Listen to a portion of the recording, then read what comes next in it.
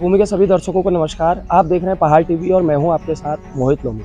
जैसा कि कुछ समय पूर्व जोशीमठ में जल विद्युत परियोजना के नाम पर एक बहुत ही भयंकर तस्वीर निकलकर सामने आई थी, जहां लोगों के घरों में दरारें पड़ने के साथ ही मकान ध्वस्त भी होने के कगार पर थे और अभी भी काफ़ी वहां पर हालत बहुत भयंकर बनी हुई है। इसी के क्रम में बागेश्वर और पिथौरागढ़ के सीमांत गाँव में खुटानी लघु जल विद्युत परियोजना के नाम पर एक टनल का निर्माण हो रहा है, जो कि 2 किलोमीटर लंबी और टनल है और गांव के ऊपरी हिस्से से इस टनल का निर्माण होना था। और ग्रामीणों को जो कि शुरू में जानकारी दी गई थी कि जो कि गांव की सीमा से लगभग 500 मीटर दूरी से इस टनल को निकाला जाएगा, लेकिन वर्तमान में इस तरीके से टनल का कार्य हो रहा है जो कि गाँव की सीमाओं के नज़दीक में ही ये कार्य सुचारू है, जिससे कि ग्रामीण काफ़ी भयभीत हैं। और आपको जानकारी देना चाहूँगा कि यहाँ पर जो ग्रामीणों के मकान हैं उनमें दरारें भी देखने को मिल रही हैं और काफ़ी ज़्यादा हद तक दरारें पहुंच चुकी हैं और जिससे कि ग्रामीणों में काफ़ी भय भी व्याप्त है। इस वक्त ग्रामीण अनशन करने को मजबूर हैं, जो कि आप देख सकते हैं सीधी तस्वीरें। यहाँ पर ग्रामीण सभी धरने पर बैठे हुए हैं, जिनमें महिलाएं भी हैं, बुजुर्ग भी हैं, युवा भी हैं और साथ में बच्चे भी हैं। और इनसे हम जानकारी लेने की कोशिश करेंगे, क्या कुछ ये कहेंगे किस तरीके की स्थिति और देख रहे हैं, इनसे सीधी बात करेंगे। तो क्या नाम है आपका? मेरा नाम पूजा देवी है, सिसोली से। हाँ, कितने समय पूर्व यहाँ पर कार्य शुरू हुआ था? ये हो गए 2, 3, 4, 5 साल हो गए। हाँ। और यहाँ पे हमारे वैसे तो बोले तो हमारे गांव में खुद एकता नहीं है। अगर एकता होती तो हमारे गांव में सब लोग यहाँ पे जमा होते। सबसे बड़े गांव में जो हमारे प्रधान अपनी तरफ से हमने प्रधान जी चुन रखे हैं, वही यहाँ पे शामिल नहीं है। और तो क्या करेंगे, ये तो गरीब लोग, हम तो इतने गरीब हैं, अपने खेती करके अपने बच्चों को पाल रहे हैं। वो जमीन भी हमसे ऐसे ही हड़प ली है, सब कुछ हमारे ऐसे ही लूटा गया है। पर लेकिन यहाँ पे हम लोग कुछ नहीं कर पा रहे हैं। इन लोगों ने हमें ऐसे ही बोल रखा कि हम ऊपर जा रहे हैं, डाम ऊपर करके। इन लोगों ने हमारे गाँव को ऐसे ही अदब करने का कोशिश कर रखा है। पर लेकिन हमारे गाँव में इतने बड़े बड़े लोग हैं यहाँ पे जो कुछ नहीं कर पा रहे हैं। ये अपना समूह बना के, अपना संगठन बना के ये सामने नहीं आ रहे हैं और जो यहाँ प्रधान जी हैं वो ही नहीं आ रखे हैं। और ये छोटे जो ये गरीब लोग क्या करेंगे? ये तो कुछ नहीं कर पाएंगे। मकानों में दरार आने की घटनाएं हो रही हैं, तो कैसी स्थिति आप लोग रोज देख रहे हैं? वो तो रोज के ड्रामा है। उल्टी छत से भी सीमेंट गिर रहे हैं, खाना बना रहे हैं गैसों पे, वो भी बर्तन नीचे गिर रहे हैं, बर्तन हिल रहे हैं और पानी का गिलास भी हिल रहा है। कुछ भी करो तो ये अगर आप लोग वो घर में आके जिस दिन 1-2 हफ्ते पहले घर में आ रखे हैं, ब्लास्टिंग हो रखी थी, वो उन लोगों के सामने ये ब्लास्टिंग हो रखी है। पर लेकिन फिर भी ये लोग कुछ नहीं कर रहे हैं। तो अभी तक आपने किसी को जानकारी दी कि आपके साथ इस तरीके की? यहाँ पे तो बहुत सारे लोग आ गए, पर लेकिन पैसे खा के वो भी। आप खुद वहाँ वीडियो बना के आपने वहाँ देखा है, घर घर में दरार आ रखे हैं और मकान में पूरी दरार आ रखे हैं, बच्चे अंदर सोए हैं। कभी एक हादसा हो जाएगी, पूरा बच्चे पूरा गाँव साफ हो जाएगा। हमने कई बार डीएम साहब को भी हमने ज्ञापन दे रखा है, न डीएम साहब आ रहे हैं, न कोई आ रहे हैं। कोई रोड बाय रोड आ रहे हैं, कंपनी में कोई जा रहे हैं, वैसे खा रहे हैं, वैसे जा रहे हैं। तो एक बात आपको और बता दूं कि यह सीमांत क्षेत्र है और पिथौरागढ़ और बागेश्वर 2 जिलों से लगता हुआ यह गांव है, जिससे कि कहीं ना कहीं एक समस्या भी सामने निकल कर आ रही है इसमें। और जैसा कि इनके द्वारा बताया गया कि उच्च अधिकारियों के पास लगातार इन्होंने जवाब तलब करने की कोशिश की, बावजूद इसके अब तक यहाँ पर कोई भी नहीं पहुँच पाए और कोई सकुशल कार्रवाई नहीं हुई है। एक अन्य ग्रामीण भी हमारे साथ मौजूद हैं, इनसे जानकारी जुटाने का प्रयास करेंगे। क्या नाम है सर आपका? जी, मेरा नाम दीपक कुमार चंदोला, पूर्व ग्राम प्रधान सिसोली। जी, ये समस्या जब मैं पूर्व में ग्राम प्रधान था तो कंपनी द्वारा हम लोगों से गुमराह करके हम लोगों से कुछ अनोसियाँ भी ली गई, जिसका हमने रोड की अनोसी भी कंपनी को अभी तक भी नहीं दी गई। ये हम लोगों की जमीन कंपनी द्वारा रोडों में भी हड़पी गई और मग डंपिंग में भी हम लोगों की जमीनें हड़पी गई। और उसके बाद हम लोगों को पहले, जैसे आप लोग आज यहाँ पर हम धरना प्रदर्शन में बैठे हैं, पहले भी कंपनी के साथ एक खुली मीटिंग हुई, उसमें कंपनी द्वारा हम लोगों को ये गुमराह करके ये बताया गया कि जो 8 टनल हमारे घरों के नीचे से बनाए जा रहे हैं वो घरों से 500 मीटर पीछे है, आपके घरों को कोई खतरा नहीं है। आज हमारे घरों में इस तरीके से खतरा उत्पन्न हो गया, जैसे कि वो नीचे ब्लास्टिंग कर रहे हैं तो हमारे घरों में पूरे घर हिल रहे हैं, भूकंप के जैसे झटके आ रहे हैं। लोग इतने बेहोश हो गए कि अपने बच्चों को घर के अंदर से जितने बार ब्लास्टिंग हो रही है तो बच्चों को जान बचाने के लिए बाहर भगा के ला रहे हैं कि अब टूटता है, कब टूटा है करके। हमें ऐसे विकट स्थिति में कंपनी ने डाल दिया है। कई बार हम शासन प्रशासन यहाँ से हम उत्तराखंड मुख्यमंत्री पोर्टल में भी डाल चुके हैं, मुख्यमंत्री महोदय जी को भी लेटर दे चुके हैं और शासन प्रशासन और कुमाऊं आयुक्त डीएम साहब, हमने लेटर लिखते लिखते हम पीएमओ तक लेटर लिख चुके हैं, कोई भी हमारे संज्ञान लेने के लिए तैयार नहीं हो रहे। और हम लोगों की जमीनें यहाँ पर भी हड़पी गई और पावर हाउस में भी हम लोगों की जमीनें हैं। शासन प्रशासन लिख के दे रहा है कि इन लोगों की जमीनें नहीं है। अब खुद स्वयं यहाँ पर ये बैठे हमारे बगल में ही, इन लोगों की जमीन पावर हाउस में है, हमारे पास खाता खतौनियां पड़े हैं। इनसे ना कोई 1 रुपया दे रखा है। इन परिवारों को 5-7 परिवार हैं, इनके कंपनी ने इनकी जमीनें भी हड़प ली और लगभग 30 से 32 खेत हमारे हड़प रखे हैं। अब कोई शासन प्रशासन कोई सुनने वाला नहीं है। हमारी जमीन की ना स्वीकृति ले रखी है, ना हमारी जमीन शासन प्रशासन ने इनको दे रखी है। कंपनी ने जबरन हम लोगों की जमीनें भी हड़प रखी है और ब्लास्टिंग से जो हाल हो रहे हैं, आपने खुद वीडियोग्राफी करके विस्थापित करो, विस्थापित करो, विस्थापित करो, विस्थापित करो, सारी प्रोजेक्ट बंद करो, सारी प्रोजेक्ट बंद करो, सारी प्रोजेक्ट। इस वक्त हम जहाँ पर मौजूद हैं वो ग्रामीणों के खेत हैं जिस पर अब सड़क निर्माण कार्य कर दिया गया है कंपनी के द्वारा। और इस वक्त ग्रामीण हमारे साथ मौजूद हैं और इनका यह कहना है कि कंपनी द्वारा किसी किसी को मुआवजा दिया गया है और अधिकांश लोगों को छोड़ दिया गया है। वहीं आप ठीक सामने यह तस्वीर देखिए जो कि यहाँ पर एक डंपिंग जोन बनाया गया है।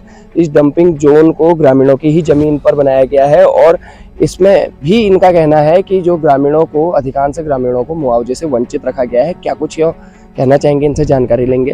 तो जमीन आपकी है और आपके द्वारा कहा जा रहा है कि कंपनी द्वारा निर्माण कार्य करा दिया गया लेकिन मुआवजा नहीं दिया। जी, ये हम लोगों से कंपनी कह रही है कि मुआवजा लो, हमसे बिना हमारी स्वीकृति, बिना डीएम साहब की स्वीकृति।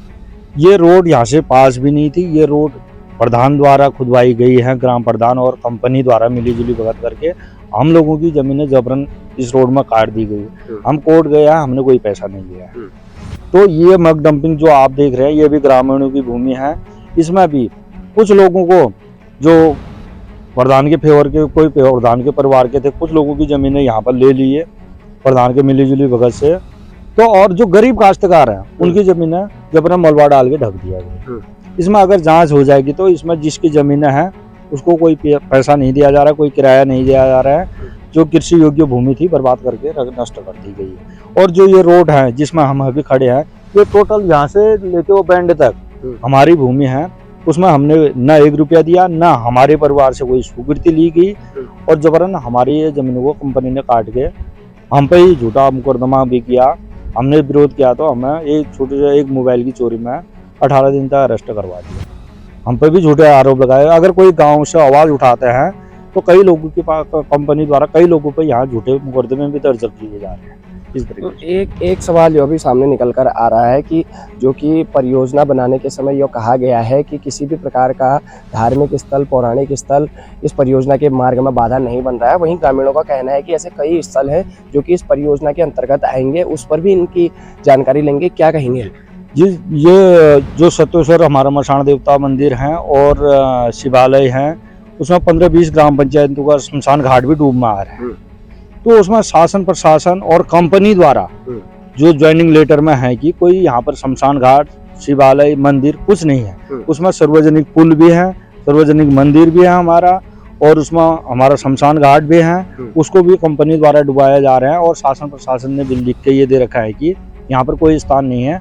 आप भी देख सकते हो वहाँ पर बहुत बड़ा मंदिर भी है जिसमें बहुत से लोग यहाँ दिन के कम से कम 20-25 पूजे तो हर दिन आते ही है। वहाँ पर लोग यहाँ दिन के कम से कम 20-25 पूजे तो हर दिन आते ही है। वहाँ पर बहुत चर्चित मंदिर है, उसको भी डुबाने का काम कंपनी कर रही है। डुबाने का काम नहीं कर रही है तो शासन प्रशासन द्वारा झूठा क्यों लिखाया गया कि यहाँ पर कोई तथ्य नहीं है, कोई मंदिर हिंदी नहीं है। वो हमारे पास लिखित में भी है, हमने ITI में भी ले रखा है। जिला बागेश्वर के डीएम साहब के भी उसमें सिग्नेचर है, जिला पिथौरागढ़ के भी, एक पटवारी से लेकर जिला अधिकारी जी ने तक उसमें मोहर लगा रखे हैं। यहाँ पर कोई धार्मिक पौराणिक स्थल नहीं है करके प्रमाण पत्र बना के कंपनी को दे रखा है।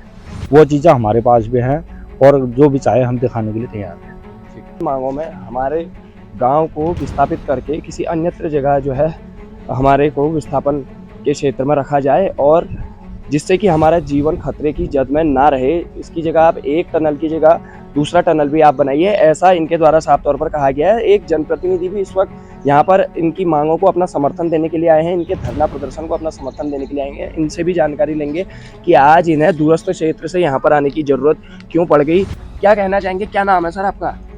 मेरा नाम बालकृष्ण, पूर्व विधानसभा प्रत्याशी बागेश्वर। जी। मुझे इन ग्रामीणों ने फ़ोन करके बताया, अपनी पीड़ा बताई। इनकी पीड़ा सुन के मुझे बहुत बड़ा दर्द हुआ। इनको न इनकी सरकार सुन रही है, न जो विद्युत परियोजना बना रहे हैं वो उनके मालिक देख रहे हैं। और मैं खुद ही इनके वहाँ पूरा भ्रमण करके इनके घर घर जाके मैंने देखा है कि पूरी दरारें आ चुकी हैं और लैट्रिन बाथरूम तक भी इनके सुरक्षित नहीं हैं। और गाय बच्ची आदमी औरत जितने भी हैं, सारे लोगों का कहना है कि जब यहाँ पर विस्फोट होता है तो धरती कांपती है और मकान हिलते हैं। जो चाय का गिलास रखा होता है ज़मीन पर, वो तक भी हिलता है। तो इतनी बड़ी पीड़ा इन लोगों की है। शासन और प्रशासन, मुझे तो ये लग रहा है कहीं ना कहीं जो ये विद्युत परियोजना बना रहे हैं शायद इनकी मिली भगत है। अगर मिली भगत नहीं होती तो कम से कम इन पीड़ित ये ग्रामीणों की सिर्फ एक ही मांग है कि हमें कहीं दूसरी जगह विस्थापित कीजिए। ये इनके विरोधी नहीं है। ठीक है, विद्युत परियोजना बन रही है, विकास का कार्य है, विद्युत उत्पन्न होगा, लेकिन इन लोगों की जान गंवा के वो विद्युत परियोजना क्या ये अच्छा एक सरकार का अच्छा फैसला है? ये अपनी जमीन को देने को भी तैयार है, अपने मकान को भी देने को तैयार है, लेकिन कम से कम इन्हें कहीं हल्द्वानी ऐसी जगह पर विस्थापित की जाए, सुरक्षित रह पाए। एक तो आजकल भूकंप के भी झटके आ रहे हैं और दूसरा इसके ऊपर से इनके जो विस्फोट हो रहे हैं। मेरा सरकार से और यहाँ के जनप्रतिनिधियों से यही कहना है कि कम से कम इन गरीबों के बारे में भी तो सोचो। अगर तब तक ये काम रोका जाए जब तक ये लोग ये विस्थापित नहीं होते हैं। अगर इन लोगों के साथ अन्याय हुआ, मैं भूख हड़ताल पर प्रशासन के प्रांगण पर मैं बैठूंगा।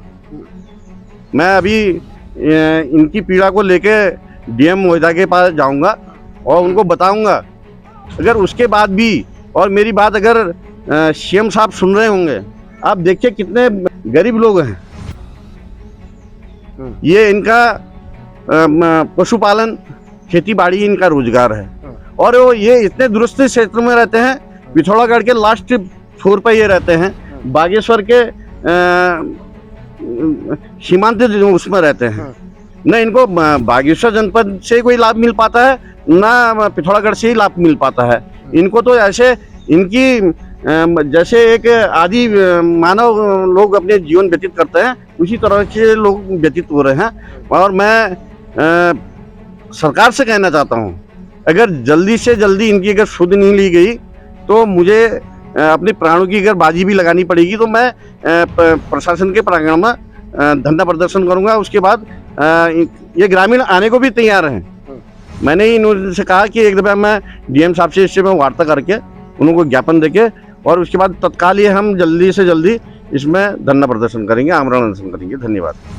तो जैसा कि इनके द्वारा बताया गया कि ग्रामीण क्षेत्र के जो ये लोग हैं काफ़ी बुरी स्थिति में जीने को मजबूर हैं, काफ़ी भय के साए में जीने को मजबूर हैं। एक और जहाँ और रात्रि के समय अपने घरों में रहते हैं तो स्वतः ही मकान के ढह जाने का खतरा लगातार बना हुआ है। जो कि घर में महिलाएं भी रहती हैं, बच्चे बुजुर्ग भी रहते हैं, तो कहीं ना कहीं जान माल का नुकसान होने की बहुत बड़ी आशंका है, पूरा अंदेशा है।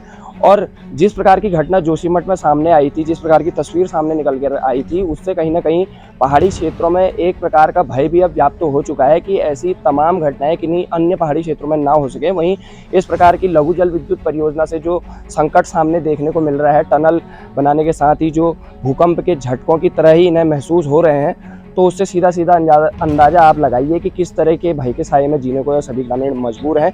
अब सरकार के सामने भी यह कहीं ना कहीं बहुत बड़ी चुनौती है, वो किस प्रकार से इस तस्वीर को देखेगी और विस्थापन की जो ग्रामीणों की मांग है उस पर किस प्रकार की कार्रवाई सरकार के द्वारा होगी, यह भी अपने आप में देखना दिलचस्प रहेगा। और पहाड़ टीवी आपको लगातार हर छोटी बड़ी जानकारी से रूबरू करवाता रहता है। इसी के क्रम में आज हम इस दूरस्थ क्षेत्र में पहुंचे थे, जिसमें हमने आपको ग्रामीणों की पीड़ा को दिखाया है और इस पर पूरी जानकारी आपको लगातार देते रहेंगे। अपने सहयोगी भोपाल सिंह कुंवर के साथ मैं मोहित लोमी, पहाड़ टीवी के लिए।